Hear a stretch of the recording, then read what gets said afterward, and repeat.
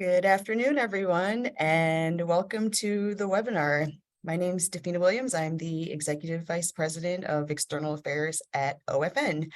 So today's webinar is all about getting your feedback on some proposed changes for the CDFI funds grant programs, the Financial Assistance, Technical Assistance, and Native CDFI Assistance Program.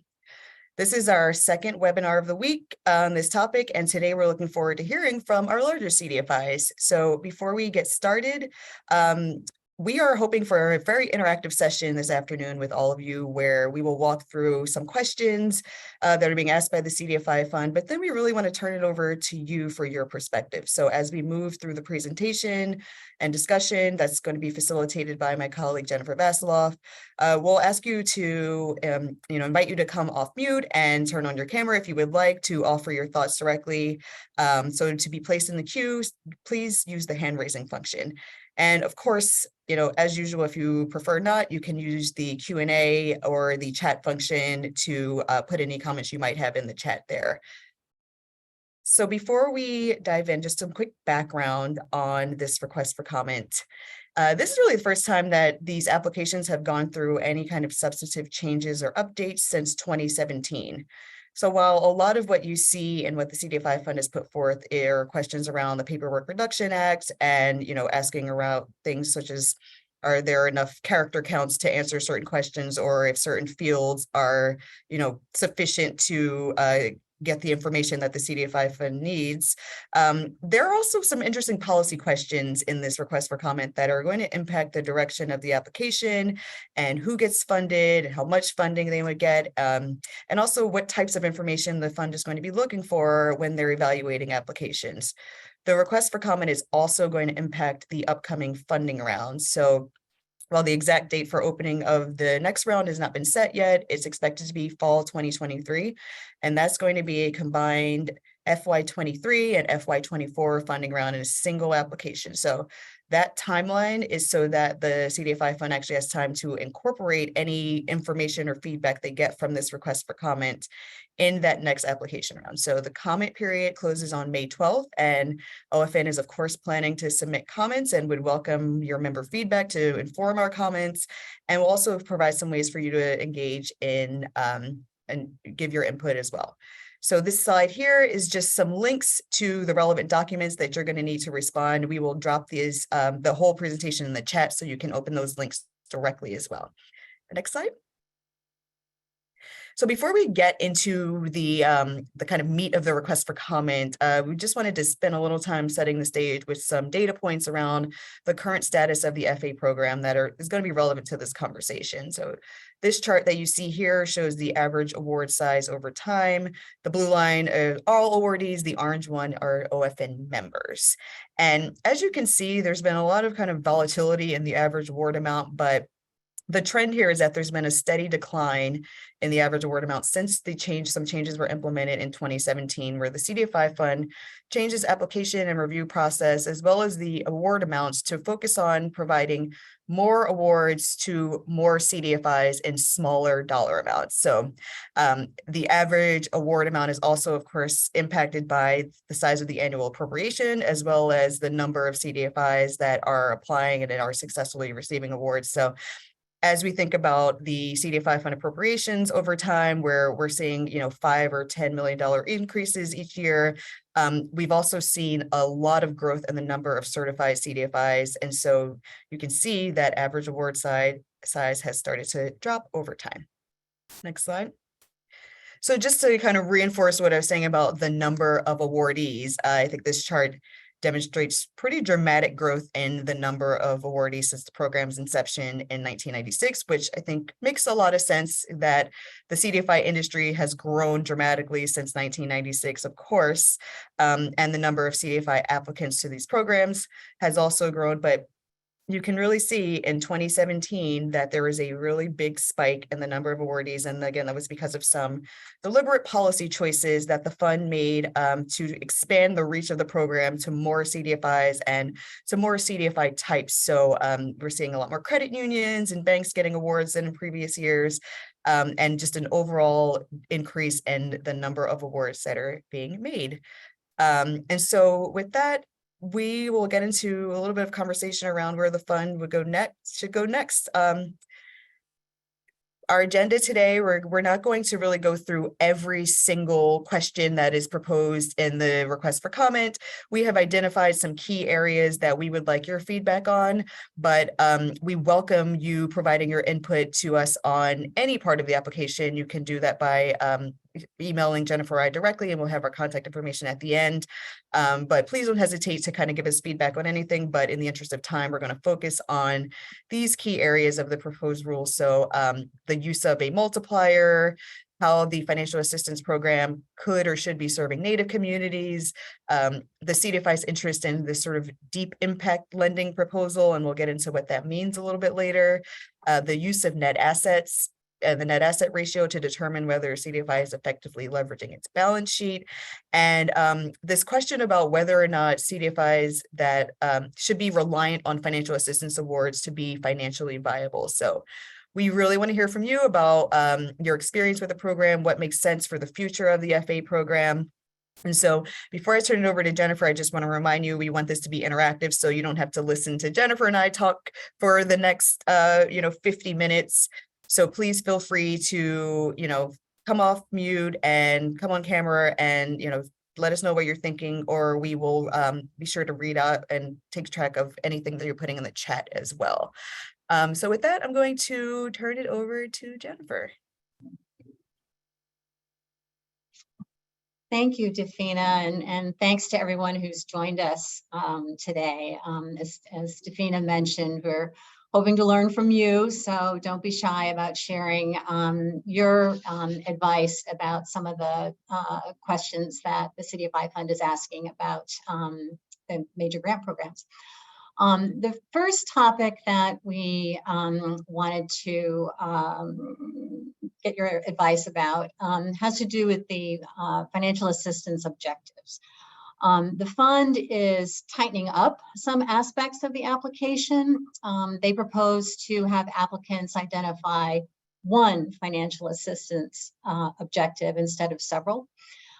They've also cut back on some of the choices of objectives. Going forward, the applicants could choose one of the following 4 objectives: increase the volume of financial products, new geographic area or areas, new financial products, or new targeted populations. They've eliminated 3 other objectives that they say were infrequently used by applicants and also difficult to measure. And on this issue of measuring, one of the interesting suggestions they have made is the use of a multiplier in evaluating how you measure the increased volume of financial products. So many of us remember this concept of multiplier from CRA conversations, but as the example here on the slide notes, they essentially are still going to be looking at the your historic lending, the last 3 years, but then instead of sort of asking the applicant to project out how you might increase your lending if you receive an FA award, they're suggesting this multiplier, where if your historic lending was $10 million, and the multiplier, and you get a $1 million FA award, and the multiplier is 2, your assistance agreement would expect you to reach $12 million in lending as part of that award cycle. So we're interested in what people think about this multiplier issue and how it would impact your participation in the program. So let me see if we have any comments or thoughts that folks want to share. And while we wait for comments to come in on the multiplier, we did get a comment just on the general kind of awardee pool that's expressed concern that about the number of depositories that are receiving financial assistance awards. and in particular about entities that have both a loan fund and a depository, kind of potentially double dipping into the pool. So just wanted to share that comment. And we do have a couple of thoughts coming in on the multiplier. One asking, what is the problem that the CDFI fund is sort of solving for by putting this multiplier, which I think we heard similar themes yesterday. And great questions on whether they will be penalized if they don't reach their goal with the multiplier, if it's in your assistance agreement. And before you answer, I think there's a request if you sort of repeat the, I guess, how the multiplier works. Okay, so was a question about how the multiplier works, or what the objectives are remaining? I think actually the remaining objectives. Okay. Yeah, the objectives. So the remaining objectives would be new geographic areas, new financial products, new targeted populations, and then, excuse me, the increase in volume of financial products. And the multiplier would apply to this increased volume of financial products. And as I understand it, and I'm welcome other people's thoughts, the problem I think they're trying to solve for is to have a more transparent and objective measure of whether your lending has increased, excuse me, increased as a result of the FA award. But people can have different opinions about whether that's a good or bad idea, or whether ×2 is the right multiplier. There's a lot of choices here that are kind of interesting. Yeah, we've got some other great comments coming in. So question about, whether there'll be an adjustment in the multiplier for disaster relief and COVID response funding, which I think we heard a little bit yesterday as well. And then would the CDFI fund sort of pick the multiplier, or would the CDFI itself have to propose a multiplier, and whether that would impact the competitiveness of your application if you pick a lower multiplier than perhaps some other applicants. And then another comment that's basically saying that your past results shouldn't determine your future production, since that funding has already been deployed and you can't reuse those funds until the money is repaid. So just saying that it might make it more challenging for folks to pick this financial assistance objective if they have to use the multiplier, because it's adding some layers of complication. I think just to sort of respond briefly, I think all of those considerations would be really valuable points to include in your own organization's set of recommendations to the fund, or of course for OFN to consider listing in the letter that we're going to submit by May 12th. I think certainly sort of the how this would work with COVID or disaster situations. I think it's fair to suggest what the appropriate multiplier should be, either across the board or in terms of your own organization's recommendation. Yesterday, we were, a couple participants flagged the impact of on PPP lenders, that the last 3 years have been kind of different for volume of lending for those CDFIs that were PPP lenders, and so that would have to be taken into consideration. So Davina and I are not on the fund, so we don't know. We can't answer some of these questions because we don't know what necessarily what they're trying to get at, or how they would implement this if it goes forward. But in making our recommendations, we want to make sure that they are considering some of these points that folks have already identified and can continue to identify.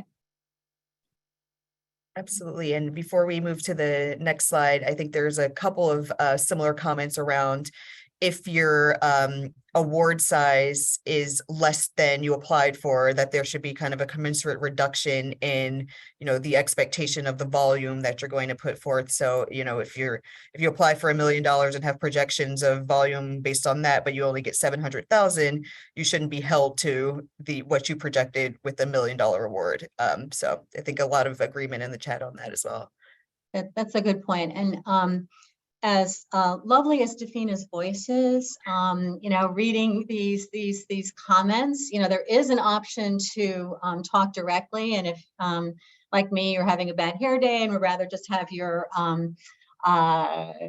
name up there without camera, that's fine too. But if anyone wants to sort of raise their hands, we can hear from you directly to explain your points or raise a question. I invite that.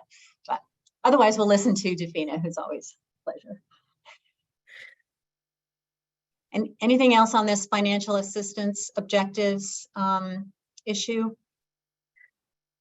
I think we can probably move on, but just know that we see all the comments in the chat, and we will incorporate your feedback. Even if we don't read every single comment that comes through, we certainly appreciate the feedback. And as Jennifer mentioned, we'll make sure that it is reflected in the comments we pull together. Okay, great. The next topic that we wanted to get folks' advice about is the fund's suggestion that they will, sort of add a opportunity for an applicant to describe how they're going to address Native communities. And note, this is in the context of the CDFI fund, the CDFI program, FANTA, and not NACA. So when I saw this, I'm wondering if this maybe was to address Native CDFIs that would prefer to apply under the core program to perhaps get a larger award. And give them a better chance of, sort of demonstrating how they're serving Native communities. In addition to CDFIs that are not Native CDFIs that also have that as a target population or is something that is part of their business plan. So, any feedback about this topic?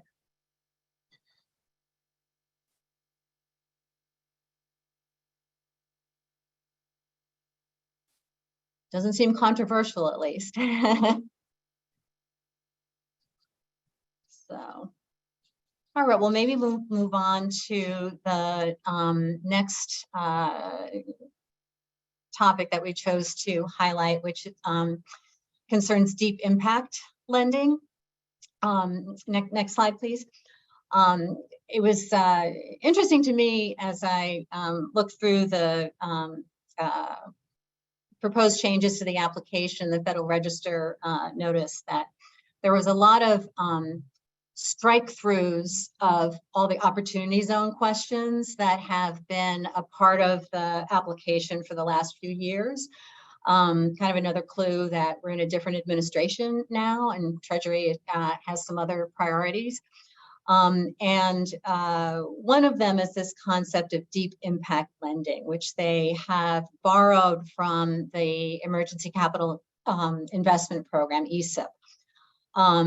In the context of ESIP, which was directed to depositories, there was a financial advantage if you could demonstrate that your ESIP funds and your work was more focused on this concept of deep impact lending. And there's a list that's in the materials that identifies what would sort of qualify as deep impact, but it's kind of a predictable set of circumstances: persistent poverty counties, underserved small businesses, those kinds of things.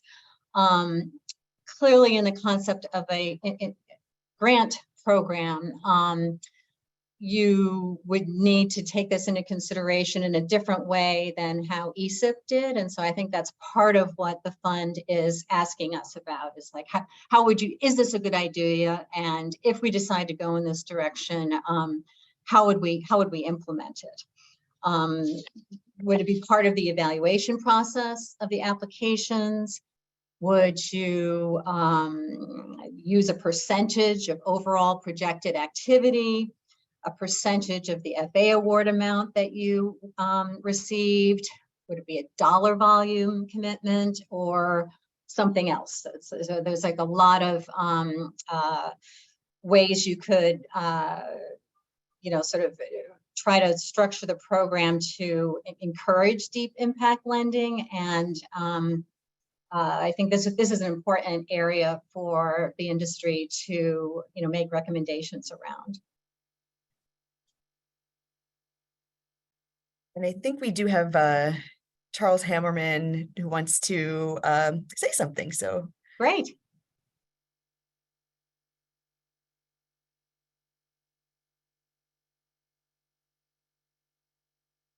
I think you're muted, Charles. There we go. How about now? Is that better? Perfect. Okay, one, I wanted to say thank you for doing the session in general. This is great. Two, I don't know if I'm speaking only for myself, but I just find these things so incredibly insulting. It's like we're in the world of CDFIs. Every inch of what we do, whether it's the financial side or the technical assistance side, is deep impact. And I understand there's political considerations on all this stuff, but they're making everything so much harder than it has to be. We just basically finished our 15th anniversary. We've been applying for these things as every stage, from TA, SECA, and then ultimately FA, and then obviously under the TFFA and such. Keep it simple, stupid is pretty much what obviously you can't write in the letter from OFN, but I think it's the theme. Why are they making everything so hard for us, especially in the environment of what's going on with the banks and the financial institutions right now? CDFIs should be holding their head high that everything we do is deep impact. Why do we need a whole new definition you see what I'm concerned about, especially with the last slide you had on natives, is like they're looking to continue to divide us as an industry. We are the most when I try to explain the CDFI industry to people, I'm like, we're the most collegial, nicest, friendly, like we don't like each other one day a year when the announcements come out. That's it, right? And then 5 minutes later, you're calling everyone who won and say, hey, congrats, let's go do deals together. Why do they got to do this? Why do they have to keep dividing and dividing? So I don't know really why we need a whole new definition of what they're going to consider to be deep impact, but maybe I'm wrong on it. So love to hear what other people think. Thank you. Other thoughts?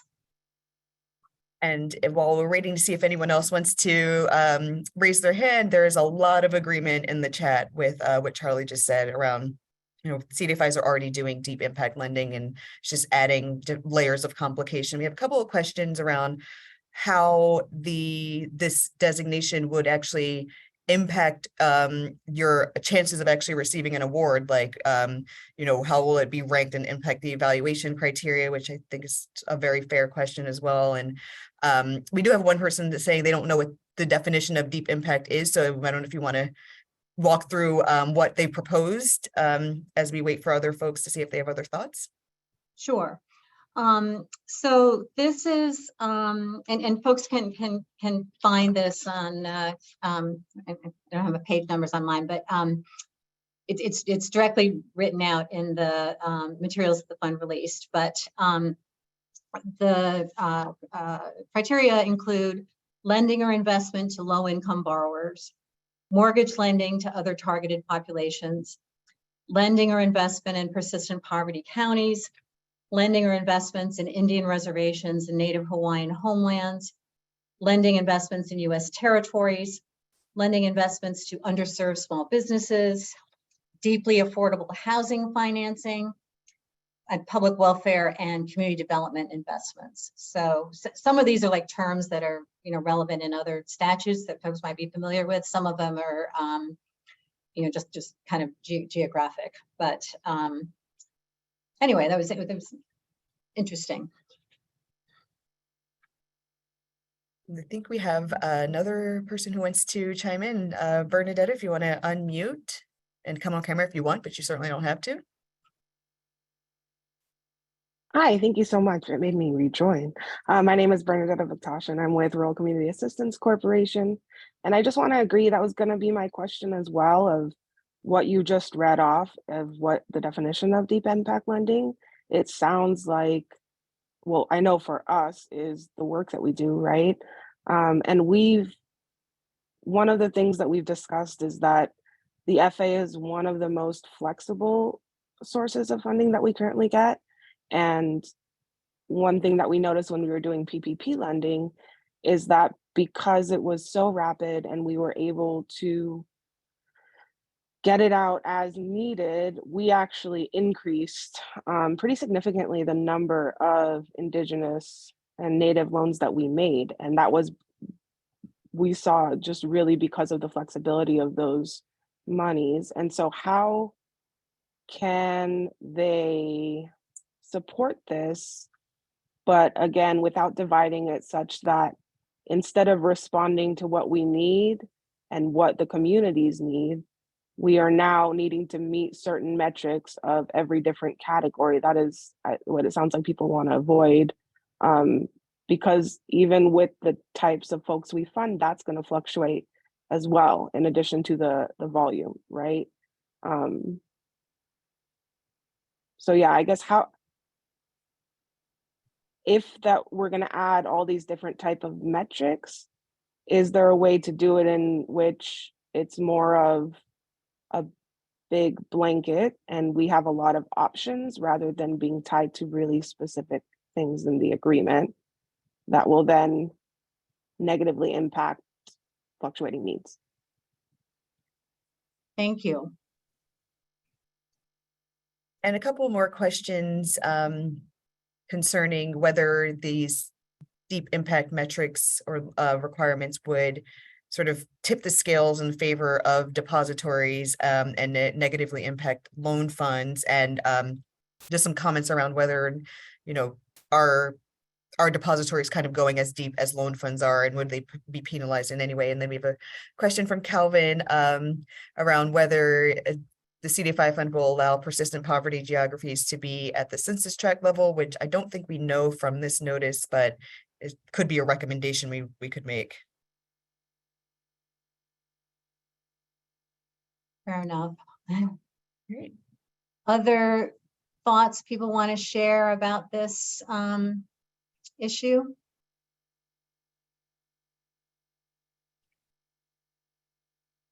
I mean, it's interesting to me how we might think about a program like ESIP that was directed toward MDIs and CDFI depositories, and just sort of was a particular structure, and whether that translates well to a competitive grant application process. And I think that's just that big issue is I think worth considering, as well as the particulars of how you might implement something like that in your evaluation of an application. So more homework for all of us as we get ready to write our recommendations.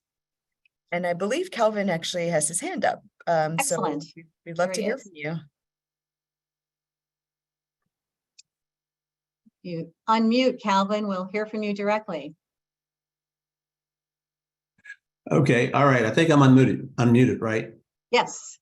Yeah. So I just wanted to point out that there are so many states that at the with the persistent poverty definition being held at the county level, it actually doesn't allow a lot of folks who are doing deep impact lending in low income census tracts to get credit for that because it's evaluated at the county level. So for example, in Illinois, we lend a lot in Chicago and in some of the hardest hit communities. And those loans don't meet that test because it's not being evaluated at the county level. But if we went down to the census tract level, we would be considered highly impactful and it would definitely be considered deep impact. So I would advocate that if there's a way for us to get the CDFI fund to redefine that category as at the census tract level, then so many of us would definitely qualify for awards, and we would get credit for all the work that we're doing. Thank you.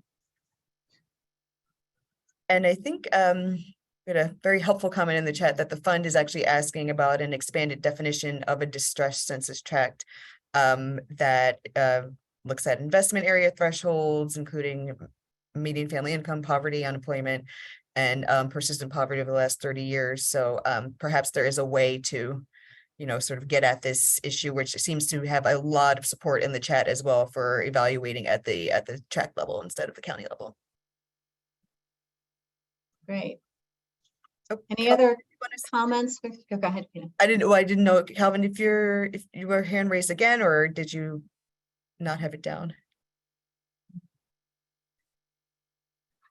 All right, well, why don't we move on to another interesting issue that I'm sure that folks will have thoughts about, which is the net asset ratio.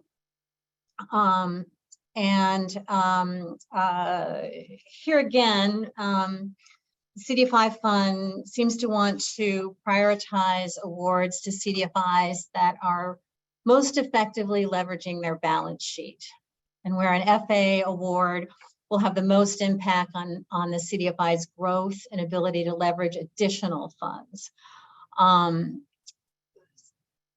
I keep hearing these echoes of, graduating from particular programs, but maybe my ear is sensitive to that.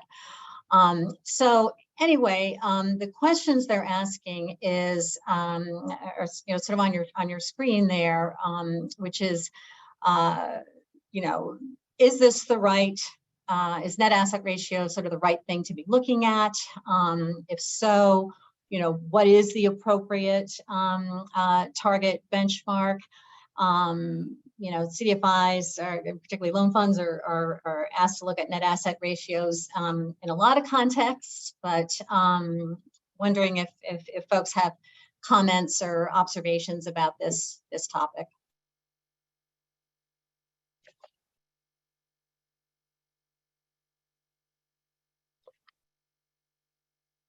Nothing? We'll give folks a second to type anything in, but once again, if you would like to come off mute, you're welcome to. Okay, we've got Tom Manning. You want to share your thoughts?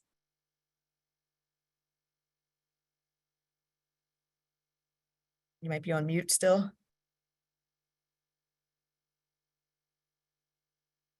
I think you're on mute, Tom, but just there you are. Thank you. Sorry. I think the net asset ratio is easier easier or harder depending on the kind of lending the CDFI does. And so I somehow finding a way to factor that in is important. For instance, we find that it's very difficult for us to attract debt for long-term mortgage lending. So as a result, we aren't as heavily leveraged as other CDFIs because the kind of debt we want doesn't exist, at least in the kind of volume we need in persistent poverty counties in Eastern Kentucky. Tom, might that lead you to recommend that the fund consider different net asset ratios based on the type of financing the strategy that the CDFI is asking for an FA award to support? I think yes, that would make a lot of sense to me, and so I think there's a lot of ways to slice this, and that would be one.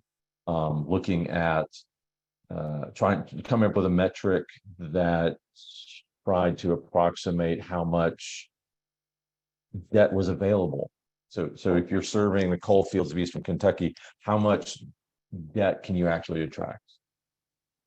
Versus being in a place where multi-state banks are interested in investing. It is interesting. Someone on yesterday's call brought up something similar, which was, they're having trouble, in this environment in particular, I think, attracting the debt, and so their leverage isn't what it might otherwise be. And so they were a little concerned about this criteria as well.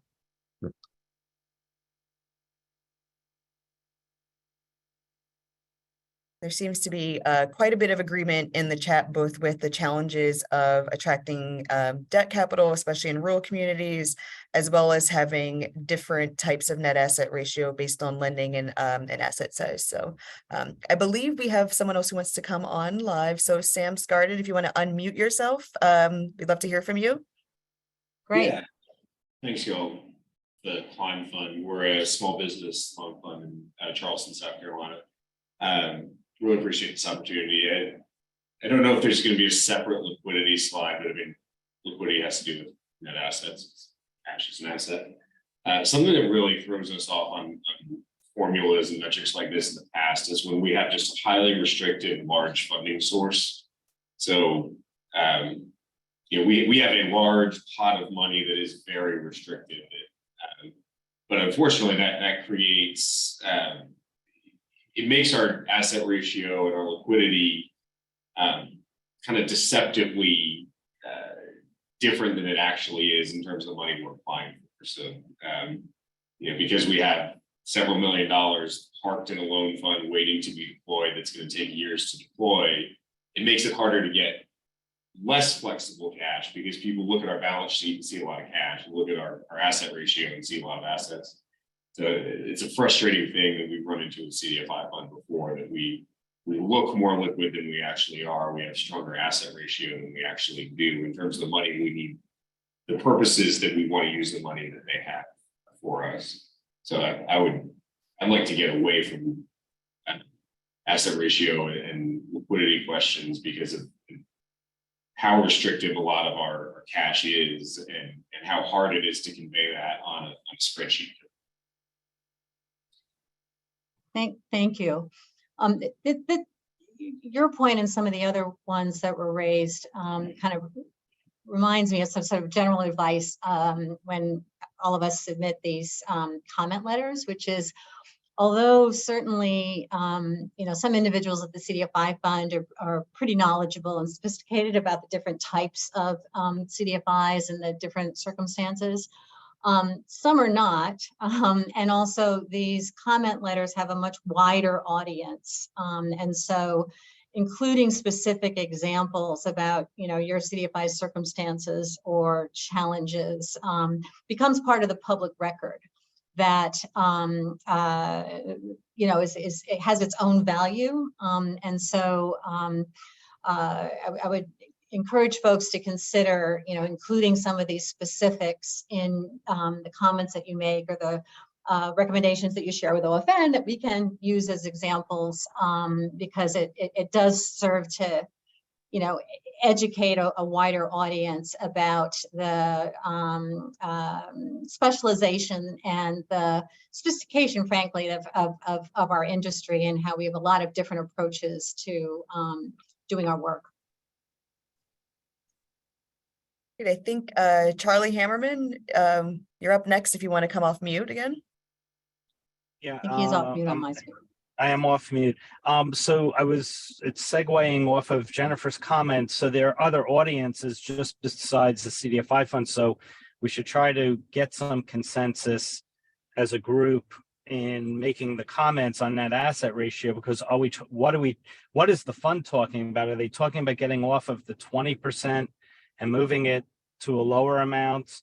And what do we as a membership think, especially in a lot of these comments in the chat about differentiating, because the next audience is basically going to be, all the banks and funders, because they've only been hanging on to 20% net asset ratios because that's what the standard's been for 40 years or 50 years of CDFIs. So To Jennifer's point, I think this is a very important issue, not just for CDFI, for the fund, but we have bigger audiences here, and we should get some sort of consensus. You know, the 20% net asset ratio, especially in the environment we're in now, it's very difficult to attract more and more good capital, especially since capital is getting a little more expensive on the debt side. So that was my only thoughts on this. Thank you.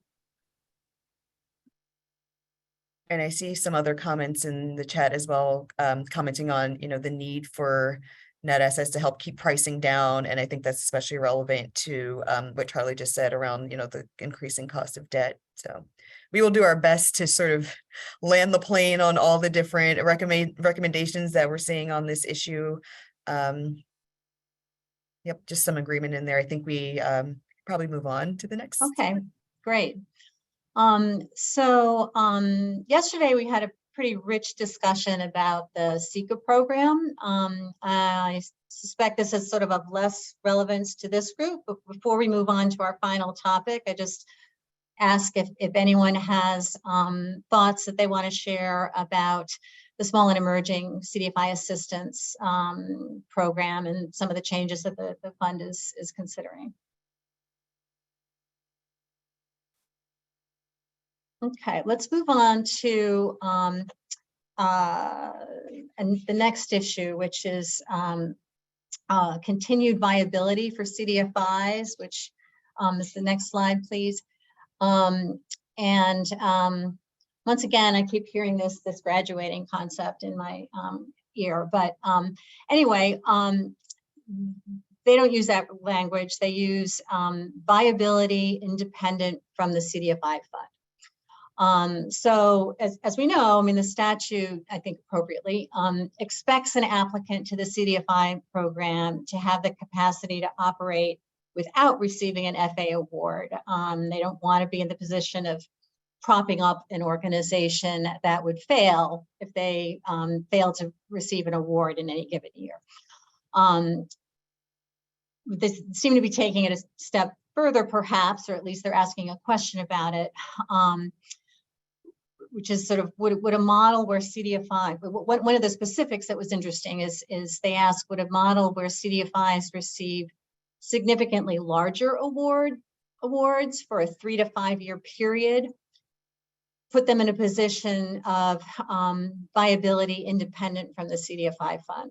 So there's a lot to kind of unpack or consider in this topic, and some of the questions are listed on the slide, but I'm hoping folks have some thoughts about this also.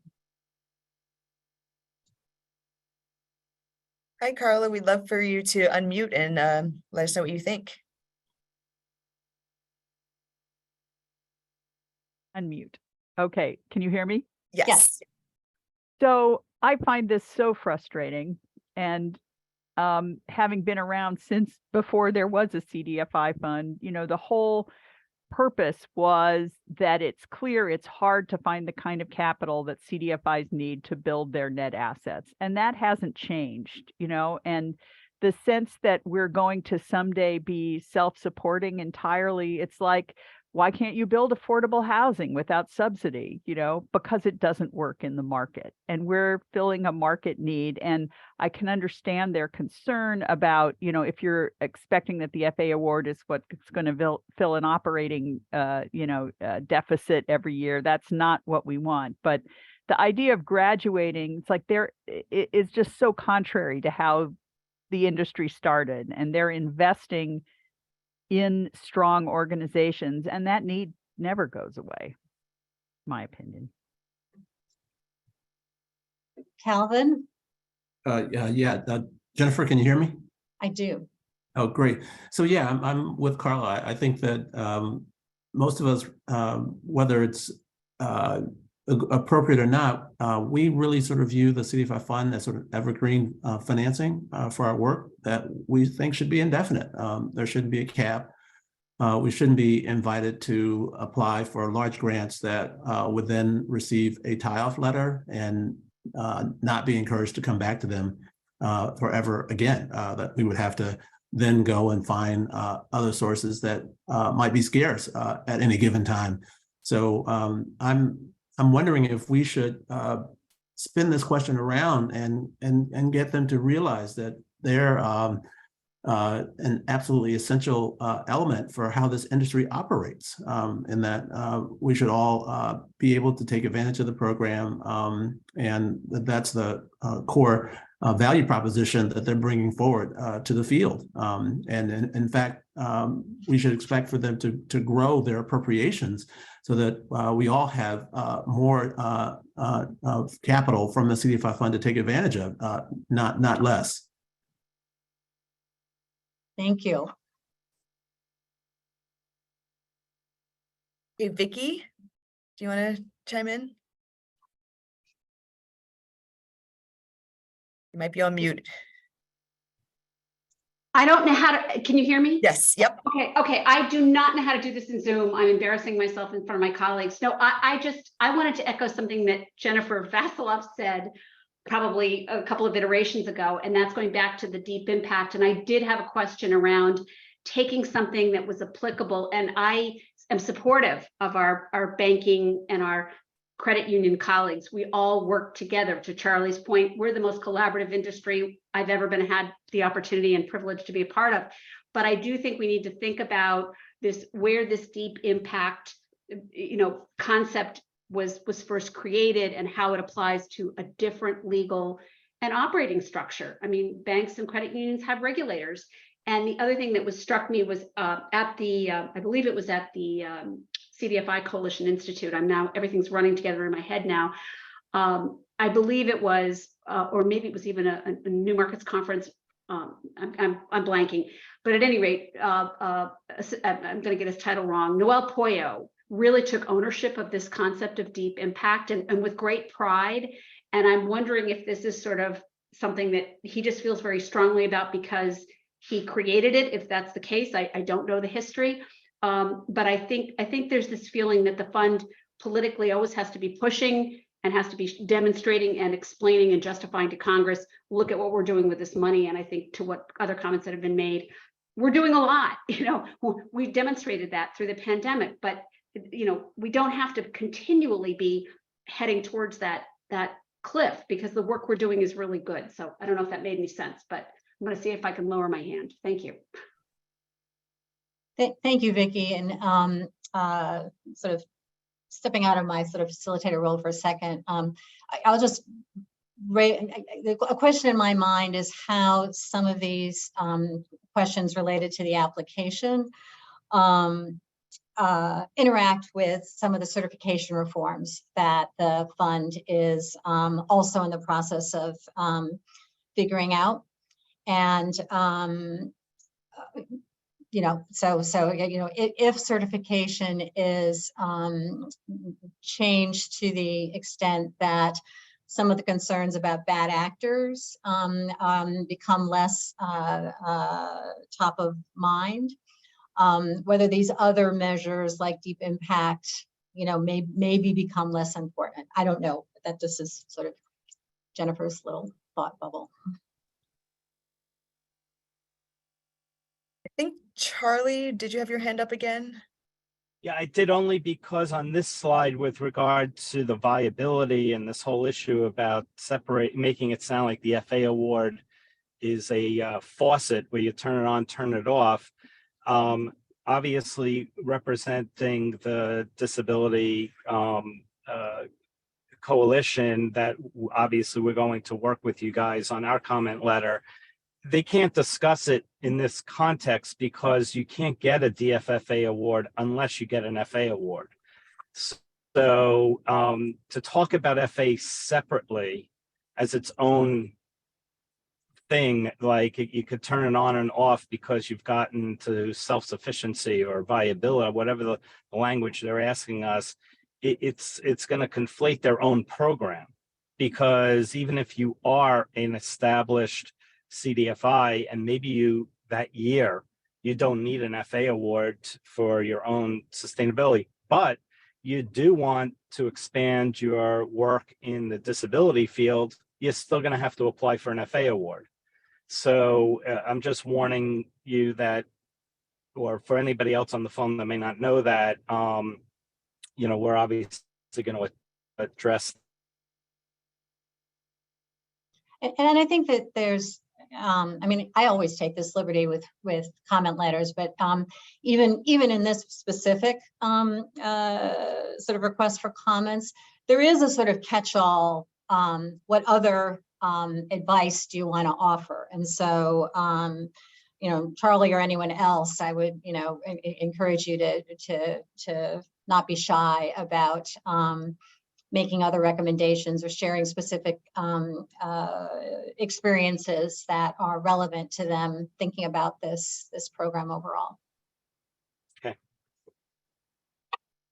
I think Kiad, Bert, did you want to chime in?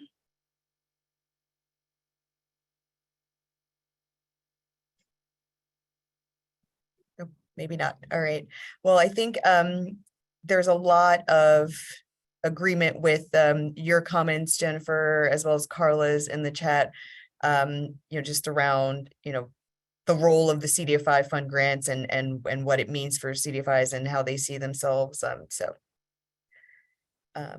Oh, it looks like he's trying to find the microphone. So are you with us, Kiad? Great, go for it.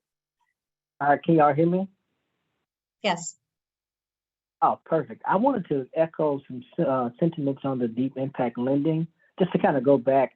I think when you take a look at the ESIP language around deep impact lending, it was to, as you all know, offer a decreased interest rate reduction for institutions that have demonstrated lending to like persistent poverty counties, rural communities, and low and moderate income borrowers. The issue that we ran into initially with ESIP is that, as many of you echo, we already do that at such a high rate that to demonstrate, 100%, 200% increase would just be mathematically impossible. So I do think bringing that concept into the FA application is going to be interesting. I would more or less probably in support if institutions that already demonstrate that are giving a priority. Are giving a priority and an incentive, if you will, or special acknowledgement, if you will. So that's kind of what I wanted to flag there, is to think about that. Thank you. That's really helpful. And I think, with Hope is an ESIP recipient and also, access to the FA program. So I think, you all's advice, from pulling in all those different perspectives, I think would be really important, both to OFN's letter and of course to the fund. And we did have a question that seems particularly relevant to this group around just the proposals for the definition of what a large CDFI is defined as. So I don't know if you have that up, but they're proposing the asset sizes for larger CDFIs. For banks, it's more than 1.5 billion in assets. For credit unions, more than 1 billion, and for unregulated institutions, 25 million is what the fund is proposing to define as large. So we'd welcome any kind of thoughts and feedback on, what it means to be a large institution, as well as if you have any thoughts on what it means to be a small institution. And there's also, we didn't choose to pull it out for purposes of this discussion, but there are a number of questions which, we're interested in having something to say about and getting your advice about that I think are relevant to folks on this call, like Charlie, who his organization applies for an FA award, and then also for the disability program. It's a similar dynamic for healthy foods financing and, and some of the other kind of specialized pots of money. And there are also some recommendations, and I should have had this in front of me, about that go back to the graduation theme of, is there at any point sort of a cap or a time limit on, sort of particularly large CDFIs participation in this program. So.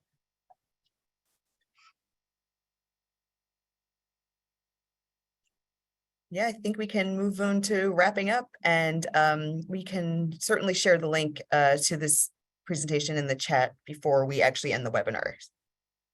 So before everybody leaves, I want to encourage us to keep sharing ideas and sort of informing each other before our deadline for submitting comments on May 12th.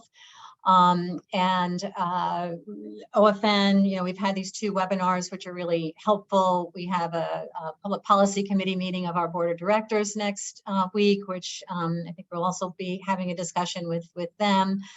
We're also collaborating with some of the other industry groups, the Native CDFI Network, CDFI Coalition, others.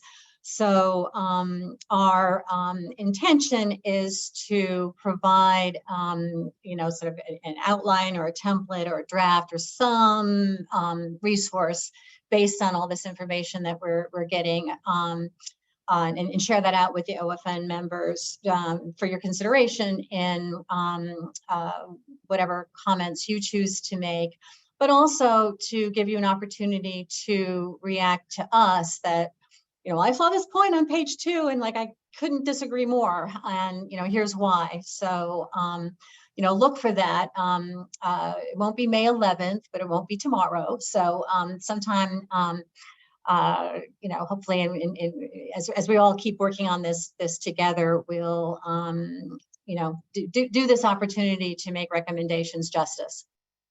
So do you think you might have the recommendations from OFN by, is it too aggressive to ask for May 5th for us to have a reaction to it, or do you need more time? I'm not going to commit to a date, Calvin, but that does seem reasonable. That's about a week before it's due. So we will work toward that. That's fair. Okay, appreciate it. Sure. But I encourage folks, and I think particularly for some of the topics that we didn't pull out to talk about, really welcome your thoughts on any of those that seem real important to you or that are really going to impact your organization. Please, as you consider it, let Dafina and me know, and we might be having additional sort of follow-on conversations with some of you to keep working on this. But we got one more person who wants to talk. Juan has his hand up, but is on mute.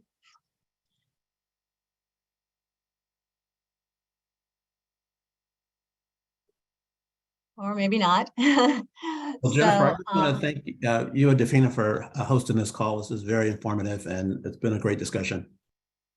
Great. Well, maybe we end on that lovely note. So thank you, everyone. Thanks, everyone. Have a wonderful weekend.